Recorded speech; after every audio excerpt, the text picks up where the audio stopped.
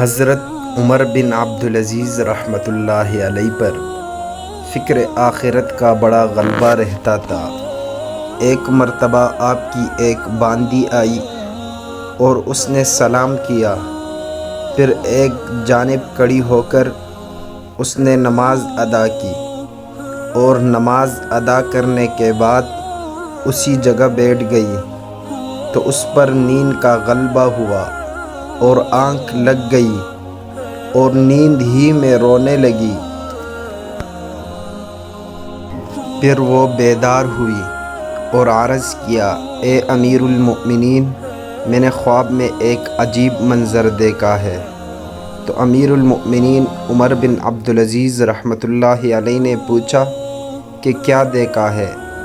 تو باندی کہنے لگی، میں نے دیکھا کہ دوزخ ہے اور وہ اہل دوزخ پر زور زور سے آوازیں لگا رہی ہے۔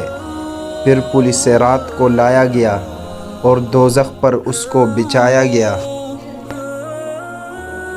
تو حضرت امیر المؤمنین رحمۃ اللہ علیہ نے کہا، پھر کیا ہوا؟ کہنے لگی، پھر امیر المؤمنین عبد الملک بن مروان کو لایا گیا اور اس کو پولیس رات پر ڈالا گیا، اور وہ کچھ ہی اس پر چلے تھے کہ پولیس رات کو ایک جھٹکا سا لگا اور وہ گر گئے۔ حضرت امیر المؤمنین عمر بن عبدالعزیز رحمۃ اللہ علیہ نے کہا، پھر کیا ہوا؟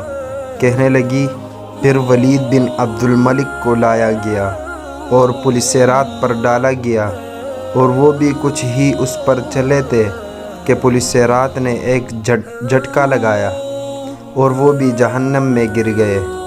حضرت عمر بن عبدالعزیز رحمۃ اللہ علیہ نے پھر کہا کہ اس کے بعد کیا ہوا؟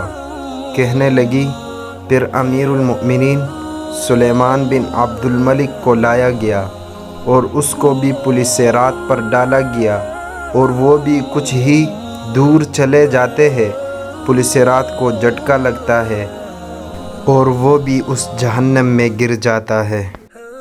حضرت امیر المؤمنین عمر بن عبدالعزیز رحمۃ اللہ علیہ نے پھر کہا کہ اس کے بعد کیا ہوا؟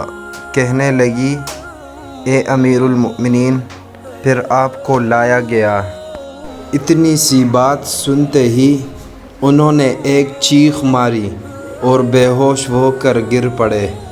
اللہ اکبر! اور اس کے بعد وہ باندی ان کے گرنے کے بعد ان کے کان میں کہتی جا رہی تھی، اے میرے امیر المؤمنین، خدا کی قسم میں نے دیکھا کہ آپ نجات پا گئے، خدا کی قسم میں نے دیکھا کہ آپ نجات پا گئے۔ راوی کہتے ہیں کہ باندی تو یہی کہتی جا رہی تھی اور عمر بن عبدالعزیز رحمۃ اللہ علیہ کی چیخیں نکل رہی تھی اور وہ اپنے پاؤں کو زمین پر رگڑ رہے تھے۔